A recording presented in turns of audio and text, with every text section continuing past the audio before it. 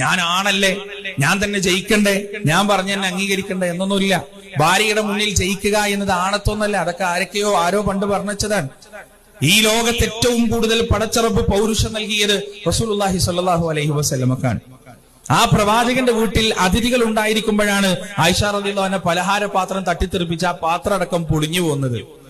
എങ്ങനെയാ പ്രവാചകൻ സല്ലല്ലാഹു അലൈഹി വസല്ലം പ്രതികരിച്ചത്? പ്രവാചകൻ ഒരു അക്ഷരം ഉരിയാടാതെ താഴിരുന്നു കൊണ്ട് പൊട്ടിച്ചെറിയ പാത്രത്തിന്റെ ചൂളുകൾ തന്റെ കയ്യിലേക്ക് വെക്കുമ്പോ ആയിഷ റളിയല്ലാഹു അൻഹക്ക് അത് സഹിക്കാൻ പറ്റിയില്ല. അവര് പ്രവാചകന്റെ അടുത്തു പോയിരുന്നു. അവരുടെ മുട്ടുകൾ പ്രവാചകന്റെ മുട്ടിനോട് ചേർത്ത് വെച്ച് നിറഞ്ഞൊഴുകുന്ന കണ്ണുകളുമായി പ്രവാചകന്റെ മുഖത്തേക്ക് നോക്കിയിട്ട് ചോദിച്ചു, റസൂലേ, നിങ്ങൾ എനിക്ക് പുറത്തു തരൂലേ? നിങ്ങൾ എനിക്ക് മാപ്പ് തരൂലേ? ആയിഷ റളിയല്ലാഹു അൻഹയുടെ മുടിയിഴകൾക്കിടയിലൂടെ വിരലുകൾ തലോടി റസൂലുള്ളാഹി സ്വല്ലല്ലാഹു അലൈഹി വസല്ലമ പറഞ്ഞു, നിനക്ക് ഞാൻ പുറത്തു തന്നിട്ടില്ലെങ്കിൽ വേറെ ആര് പുറത്തു തരാനാണ്? തോൽക്കാൻ തയ്യാറാകുന്ന രണ്ട് മനുഷ്യർ